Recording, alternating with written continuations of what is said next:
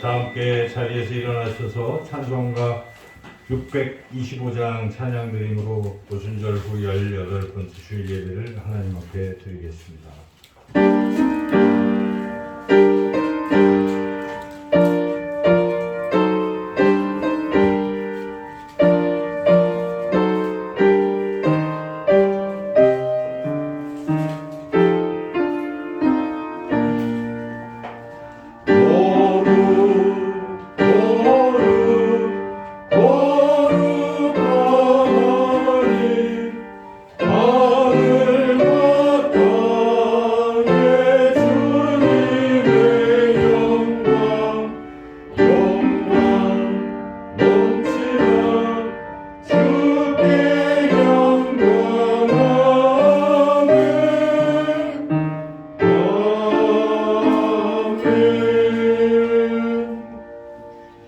만군의 여호와여, 주의 장막이 어찌 그리 사랑스러운지요.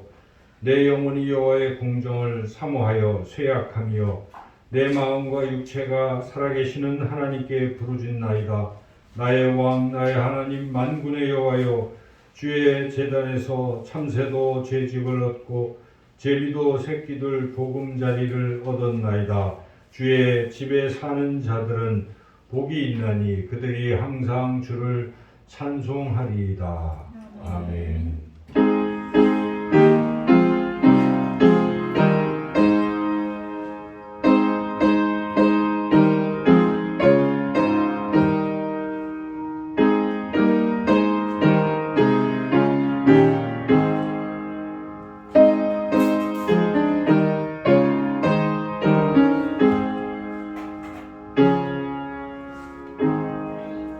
사랑의 아버지 하나님, 우리에게 영원한 생명을 주시고 또 이 땅에 살아가는 동안에도 우리를 지켜주시고 보호해주시고 인도해주심을 감사드립니다. 오늘은 거룩한 주일, 또한 주님 전에 나올 수 있도록 주의 전을 사모하는 마음을 주셔서 이 시간 하나님 앞에 나와 예배로 영광 돌릴 수 있게 해주심도 감사를 드립니다. 주의 성령께서 이 시간 우리 심령에 역사해 주셔서 이곳에 임재하시는 하나님을 배웠고 하나님을 느끼며 그 하나님께 우리가 온 마음과 정성을 다해 예배로 영광 돌릴 수 있게 하여 주시옵소서. 하나님께서 홀로 영광 받으시기를 원하오며 예수님의 이름으로 기도드리옵나이다. 아멘. 찬송가 36장 찬양하겠습니다. 찬양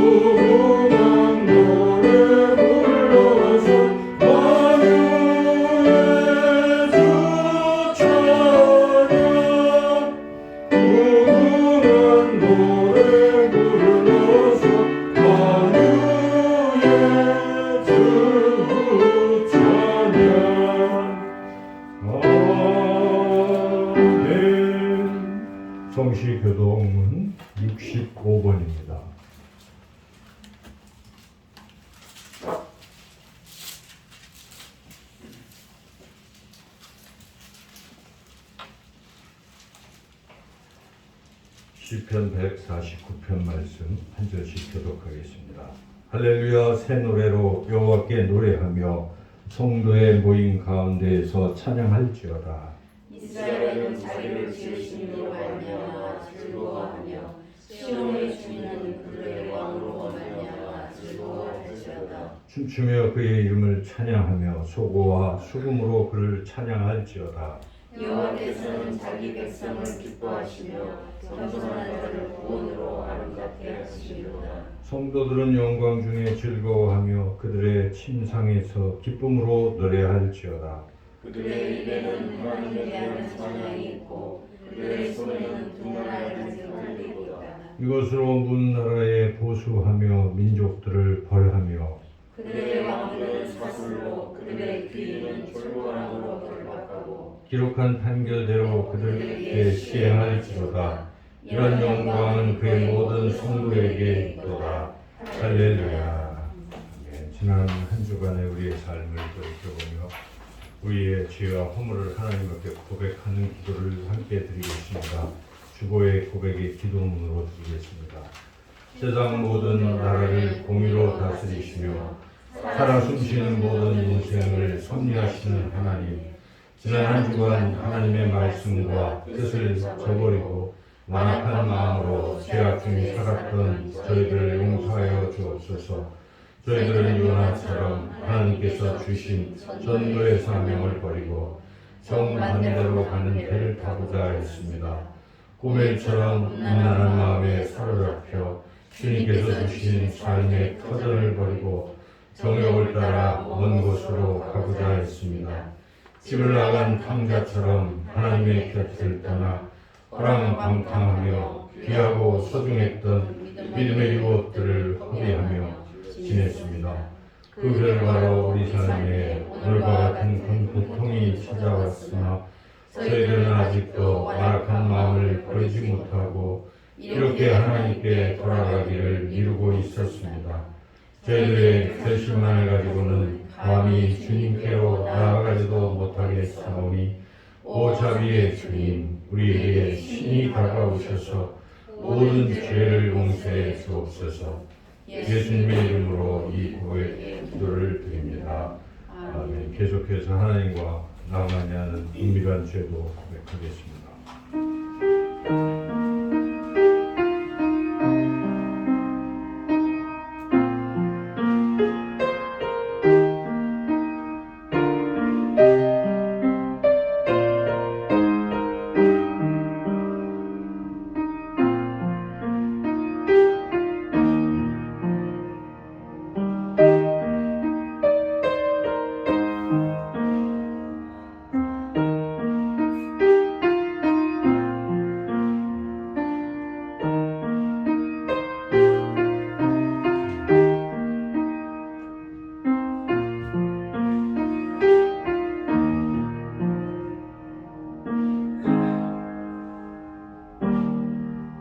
통회하고 마음이 겸손한 자와 함께 있나니 이는 겸손한 자의 영을 소생시키며 통회하는 자의 마음을 소생시키려 함이라. 아멘. 259장 찬양하겠습니다.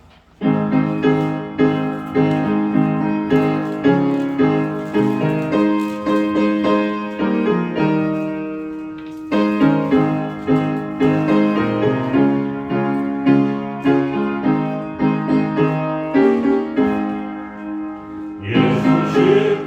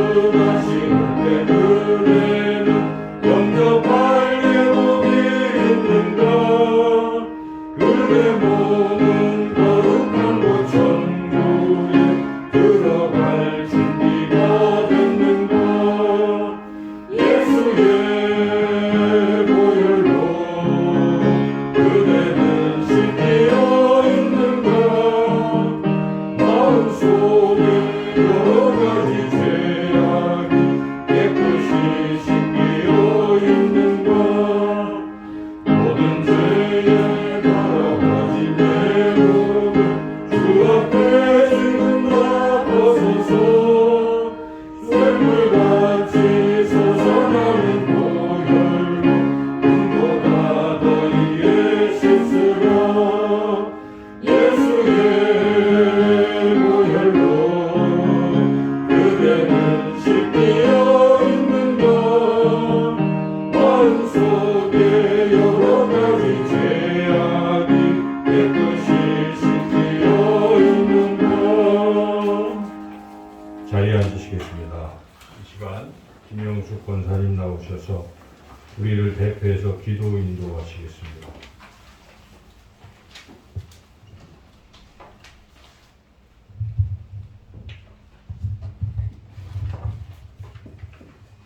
다 같이 기도드리겠습니다.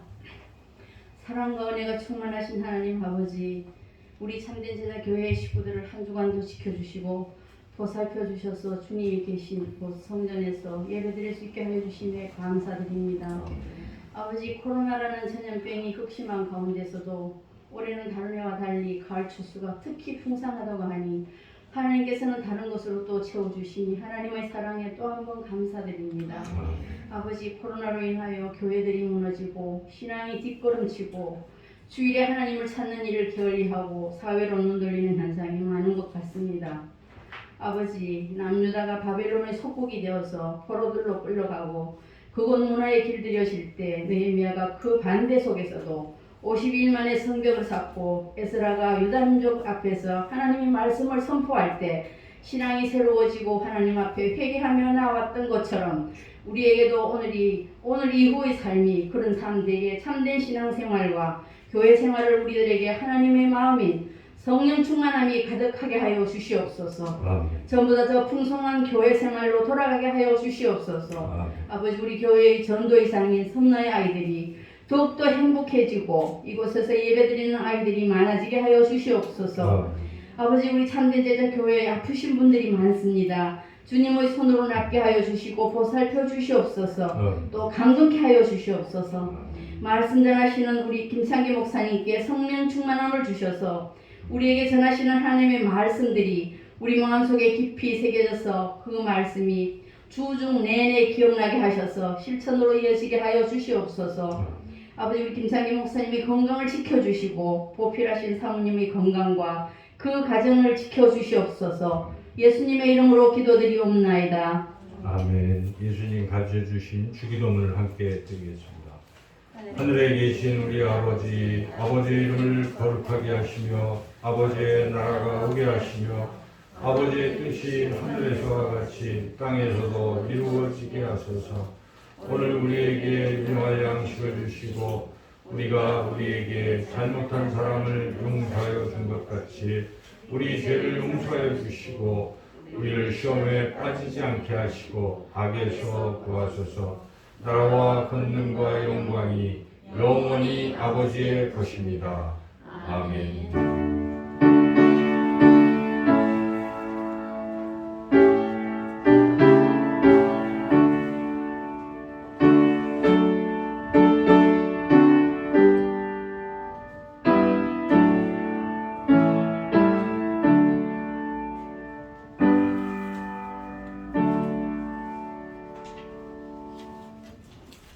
이 시간 하나님께서 우리에게 주시는 말씀은 야고보서 5장 13절부터 18절까지 말씀입니다. 신약성경 377쪽에 있습니다.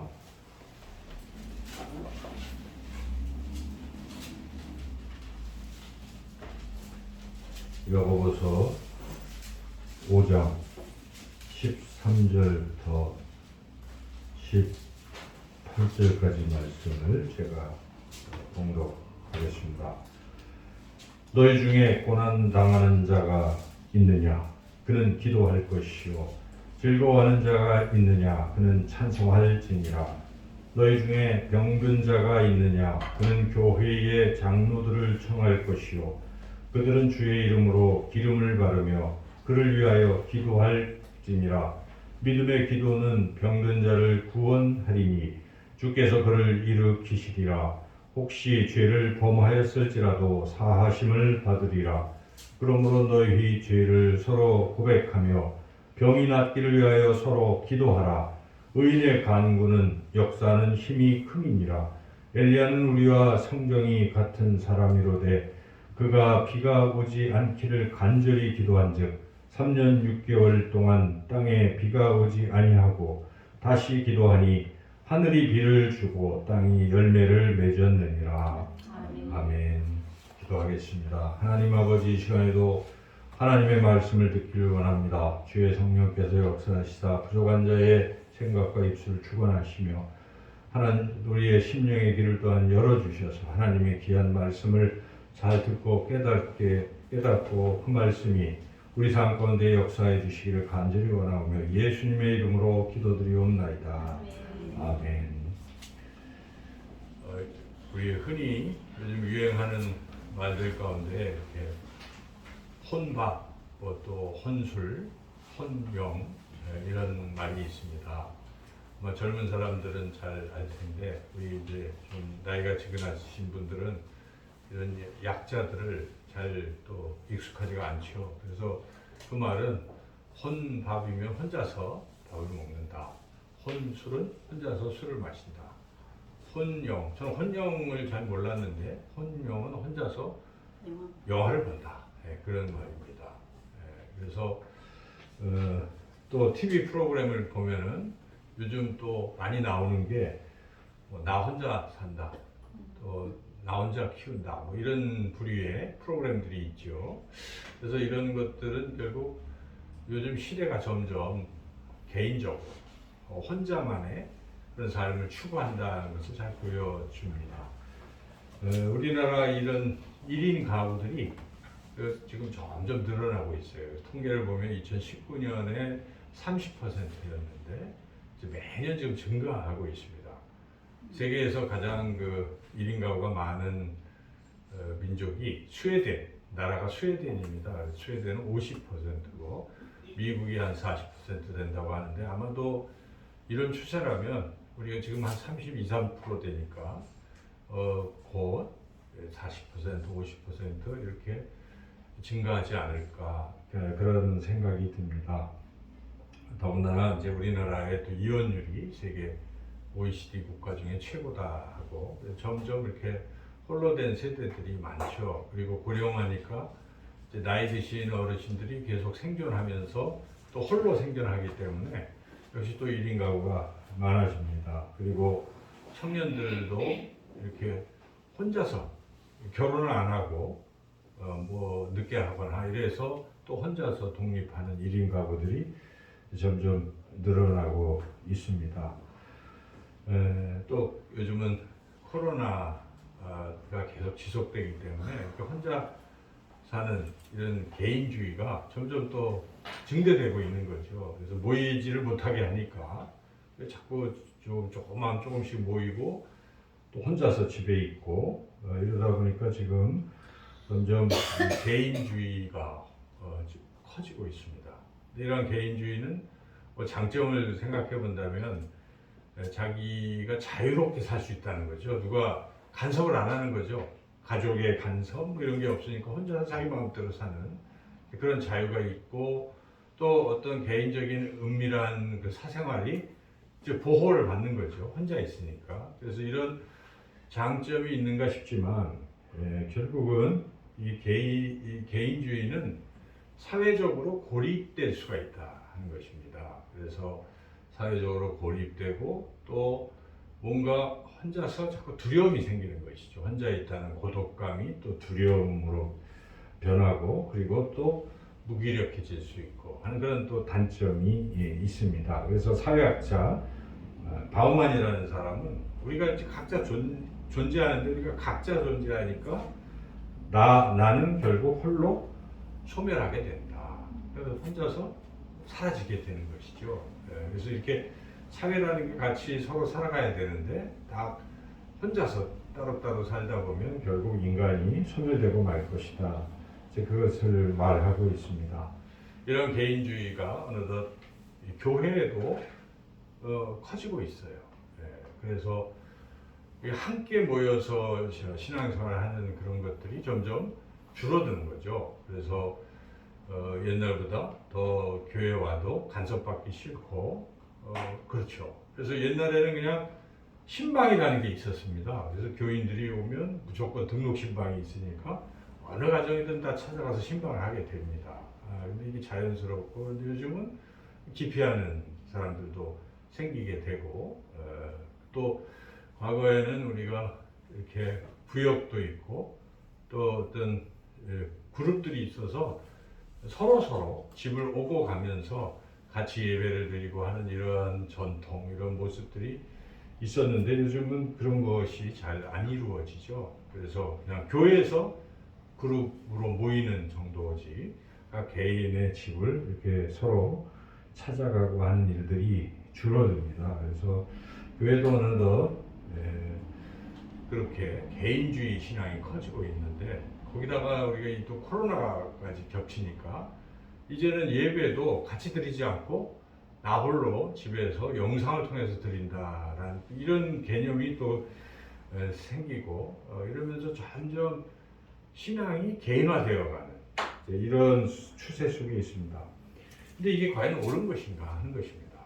여러분, 성경을 보면 초대교회 모습이 그려져 있잖아요. 사도행전 2장에 보면 거기는 뭡니까? 이게 함께 모여서 떡을 떼고 함께 기도하고 찬양하고 또 말씀을 듣고 또 서로 돕고 이렇게 살아가는, 그게 바로 초대교회의 모습이죠. 그래서 초대교회는 한마디로 함께 모여서 같이 교제하는, 신앙적 교제를 나누고 서로 모이게 힘쓰고 사랑과 선행을 격려하며 서로 신앙이 성장하는 이런 공동체적 요소가 굉장히 컸다는 것이죠. 그래서 교회의 모습은 그러한 것입니다. 만약 하나님께서 우리를 개인적 신앙으로 그렇게 우리를 구원하시기를 원하셨다면 교회를 세우지 아니하셨을 것입니다.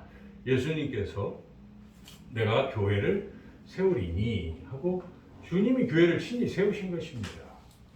주님이 피값으로 교회를 세우신 것이죠.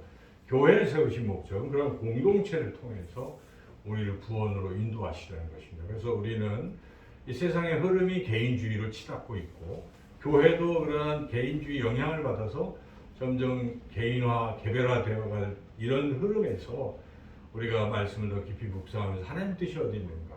하나님의 뜻은 분명 교회는 몸이라 하는 것입니다. 여러분, 우리는 몸이에요.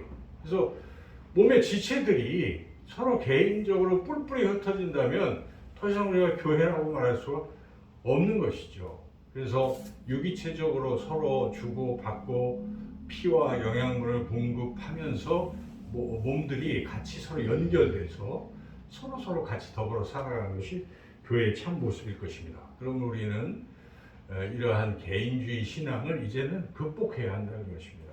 어떻게 하면 우리가 이 개인주의 신앙을 극복할 수 있는가? 오늘 본문 말씀은 그러한 길을 우리에게 잘 보여주고 있다는 것입니다. 이 개인주의 신앙에서 벗어나는 길, 오늘 본문을 통해서 한마디로 말한다면 중보기도를 회복시키라는 것입니다.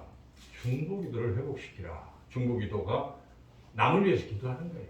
그러니까 우리가 코로나 시대에 서로 못 보잖아요. 교제도 점점 줄어들고 이런 시대에 이 공동체성을 회복할 수 있는 길이 무엇이겠습니까? 서로 보이지 않지만 영적으로 연결하는 것입니다. 영적으로 지체들을 위해서 우리가 중보기도하고 기도하면 이 공동체성이 회복이 되는 것입니다.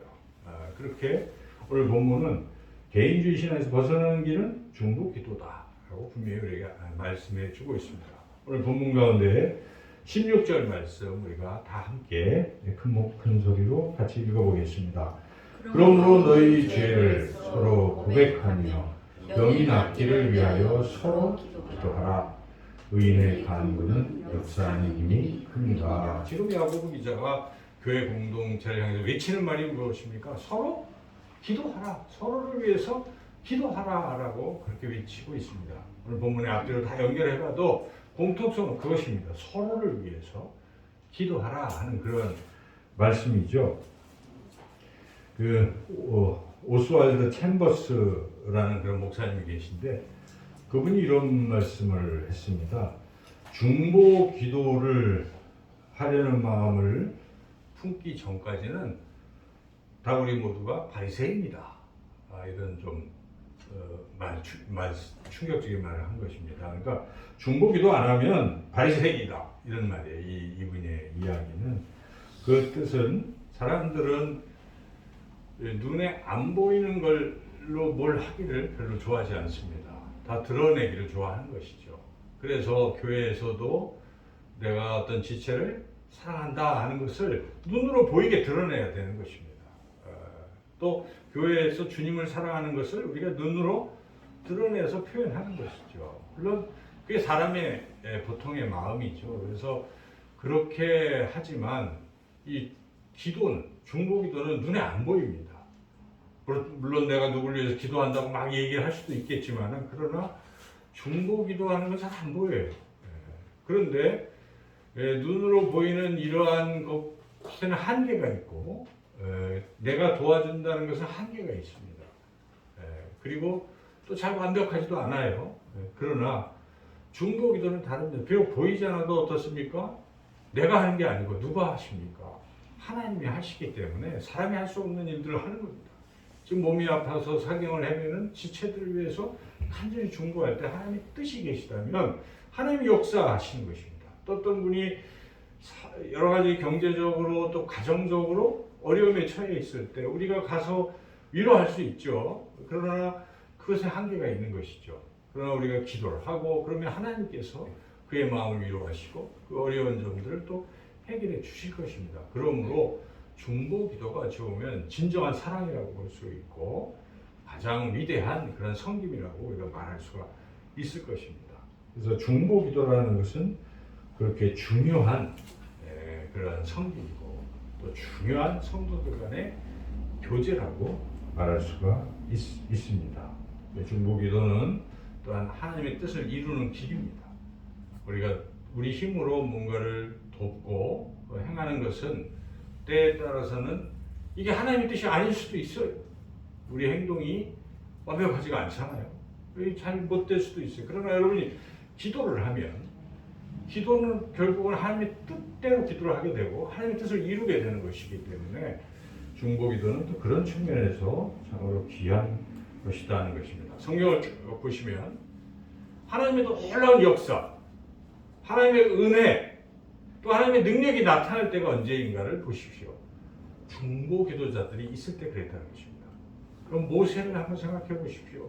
이스라엘 백성이 지금 그 출애굽해서 이제 막 나갔는데 그 광야 쪽으로 갔는데 바로 아말렉이라는 군대가 쳐들어왔잖아요. 그래도 출애굽하자마자 지금 굉장히 큰 위기에 처했을 때 모세가 무엇을 했습니까? 모세가 두 손을 들었다라고 표현합니다. 이것은 기도를 상징하는 것입니다. 그래서 모세가 두 손을 들고 기도할 때 여호수아는 싸우고 있고 모세는 기도할 때 어떤 일이 벌어졌습니까?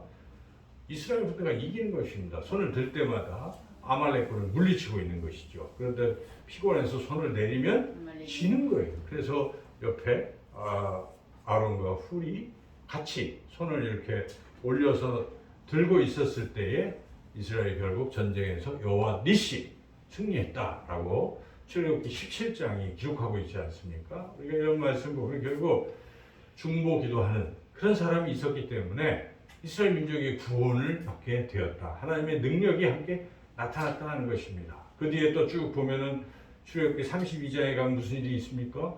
이제 하나님께 십계명을 받으려고 모세가 올라갔는데 그 틈에 이스라엘 백성이 그만 우상을 섬기기 시작한 것입니다. 그 짧은 40일을 못 참아서 그래서 아론 보고 하나님이 안 보인다. 하나님이 보이도록 우상을 만들어라. 우리 금붙이 다 줄 테니까 한번 만들어 봐라. 아론이 겁이 나서 뭘 만들었습니까? 금송아지를 만든 것입니다. 거기에 절하고 이제 하나님 이게 하나님이다 하면서 우상을 만들어 섬긴 것이죠. 근데 십계명의 두 돌판에 바로 제 1계명, 2계명이 그거 아니면 하나님만 섬기라는 것이고 우상을 섬기지 말라고 하는 것, 절하지 말라는 것인데 그러고 있는 것이죠.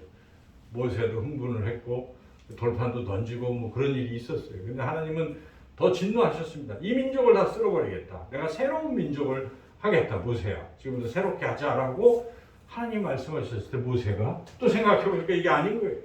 그 모세가 하나님 앞에 간절히 기도합니다. 하나님, 차라리 제 이름을 생명책에서 지워주십시오. 그러나 이 민족에게 이렇게 가혹한 진노는 거두어 주십시오라고 기도했을 때 하나님께서 뜻을 돌이키사 이스라엘 민족을 다시 또 용서하시고 인도하시는 그것이 성경에 나와요. 그게 무엇입니까?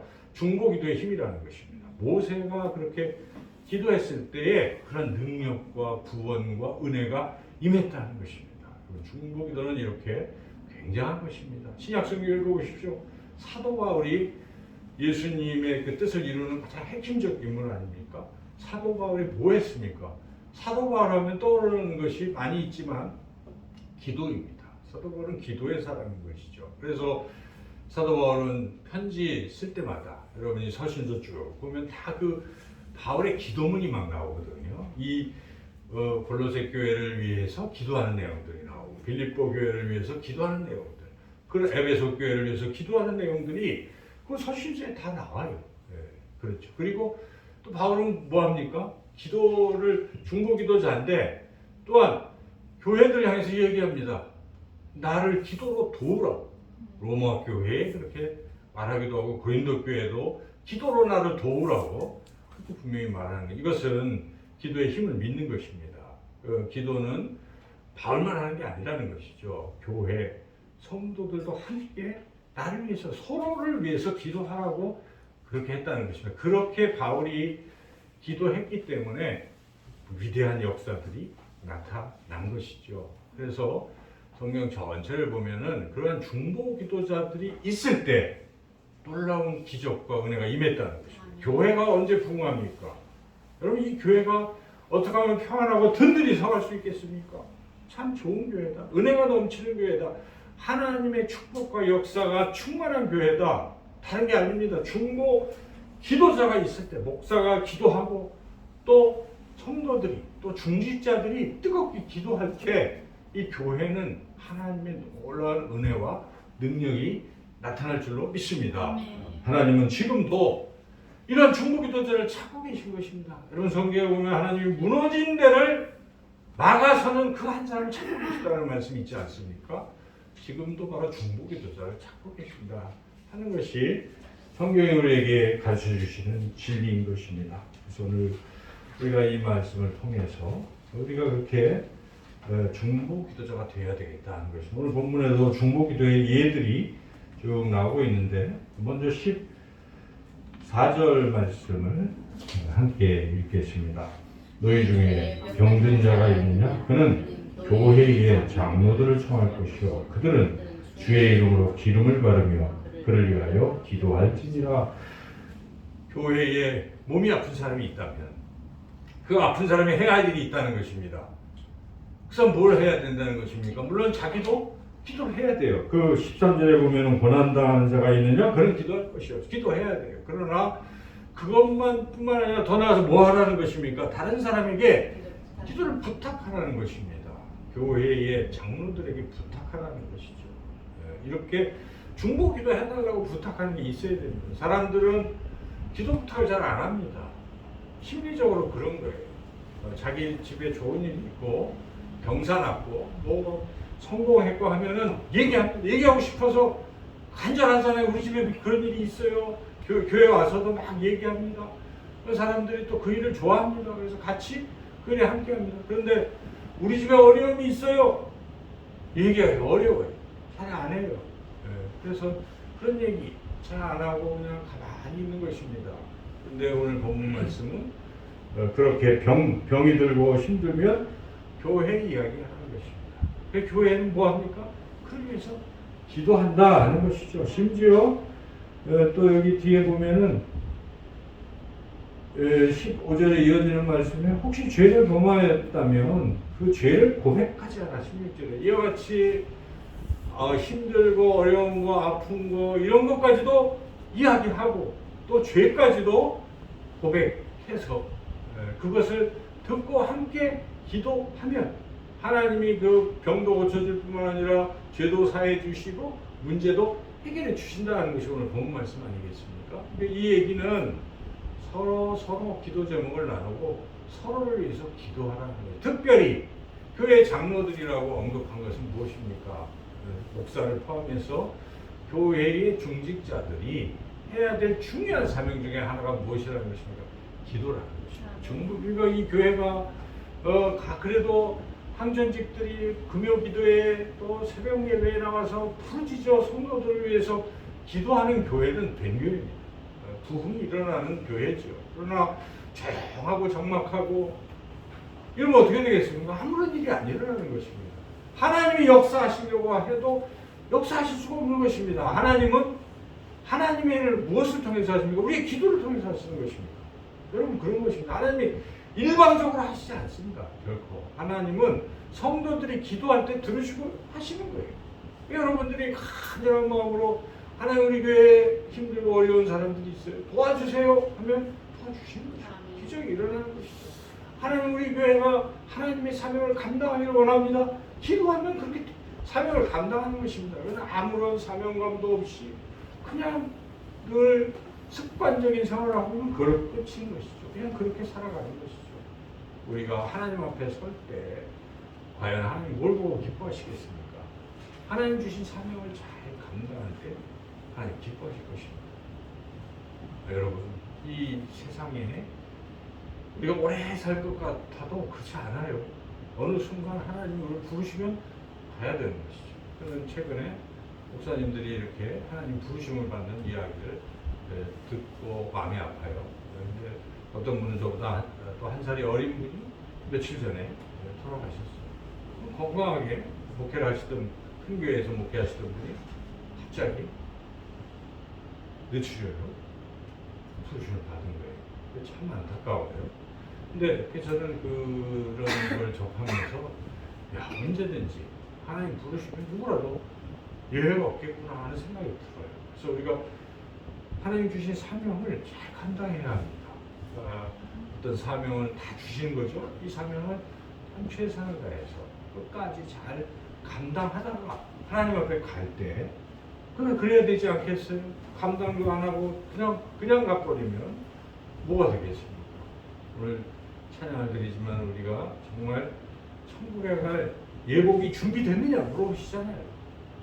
그래서 우리가 그러한 믿음으로 믿음의 예복으로 우리가 주신 사명을 기도로 또한 잘 감당하는 그런 저와 여러분이 되시기를 주님의 이름으로 축원합니다. 이제 또 중보 기도자가 또 나오죠. 17절 말씀도 같이 한번 읽어보겠습니다. 엘리야는 우리와 순경이 같은 사람이로되 그가 비가 오지 않기를 간절히 기도한즉 3년 6개월 동안 땅에 비가 오지 아니하고 다시 기도하니 하늘이 비를 주고 땅이 열매를 맺었느니라. 그렇죠? 엘리야가 기도할 때 비가 멈추기도 하고 또 비가 오기도 하고 그런 이게 뭘 위해서 지금 비와 관련돼서 기도하고 있습니까? 이스라엘 백성을 위해서 이렇게 하고 있는 것이죠. 그래서 나라와 민족을 위해서 또 주변의 사람들 위해서 여러분 기도할 때 하나님은 그 기도는 들으십니다. 내 기도를 할 때도 물론 들으시겠지만 정말 응답, 놀라운 역사 일어나는 건 무엇입니까? 남을 위해서 기도할 때입니다. 그때 하나님 더 잘 들으세요. 그래서 중보 기도는 응답이 잘 됩니다. 그래서 서로 기도하는 것입니다.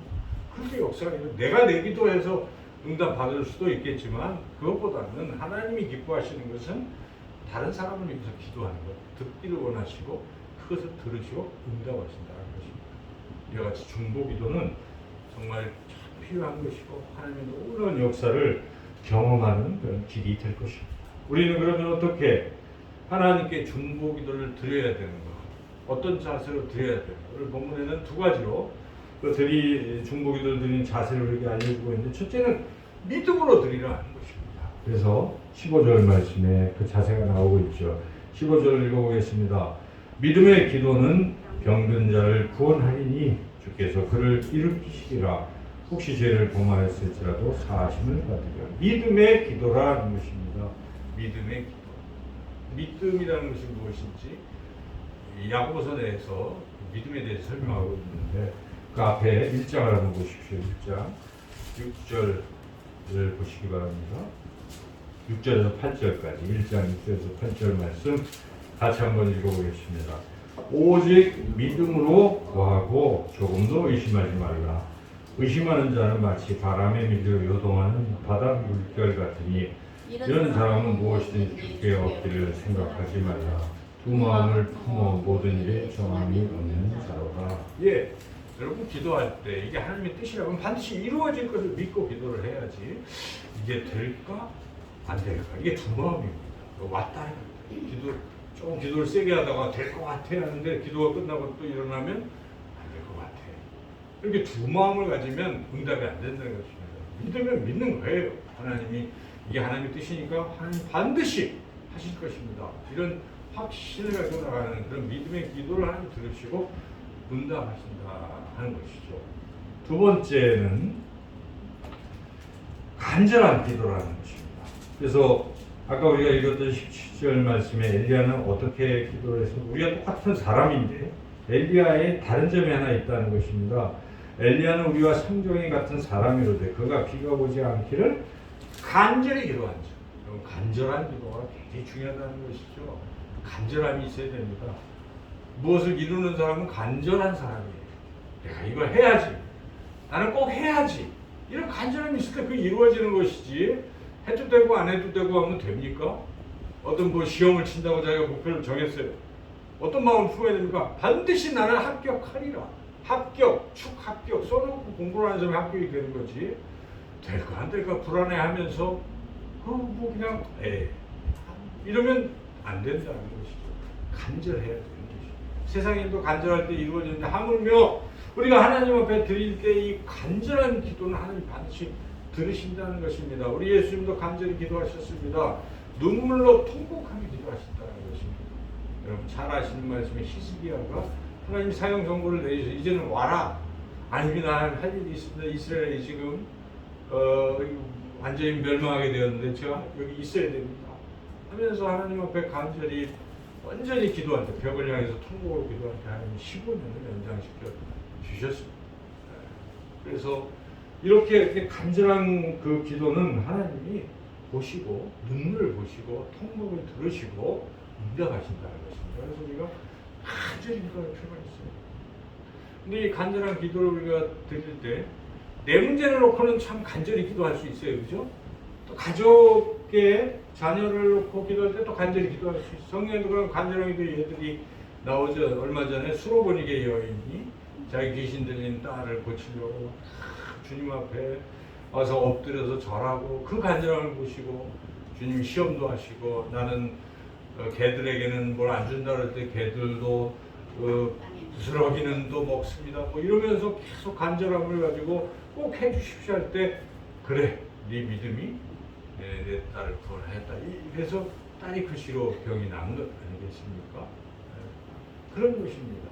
해당장 야이로 어떻습니까? 자신의 딸이 방금 죽었다고 해서 놀랬지만 주님이 아니다 내 말을 들어라 나를 믿으라 할 때 믿음으로 또 쫓아간 거예요. 집에 가서 죽은 딸에 들어갈 때도 살아날 것이라는 기대가 있었을 때 살아난 것입니다. 그렇게 간절함이 필요하다는 포기하지 않고 간절하게 할 때 하나님의 놀라운 역사가 일어납니다. 우리가 그런데 중보기도를 드릴 때도 그런 간절함으로 드려야 되겠습니다. 나와 내 가족만을 위해서 간절하게 드리는 것을 넘어서서 내가 우리 믿음의 지체들 우리 교회 성도들을 위해서 기도할 때 정말 간절히 한번 해보자는 것입니다. 나라와 민족을 위해서 간절히 느헤미야처럼 에스라처럼 눈물로 그렇게 통곡의 기도를 드릴 때에 하나님 역사하실 것입니다. 오늘 우리가 본문을 통해서 이 시대는 개인주의로 치닫고 교회도 그 세속주의에 물들어 자꾸 개인화되고 있는 이때에 이 코로나 시대에 우리가 해야 할 일이 무엇이겠습니까?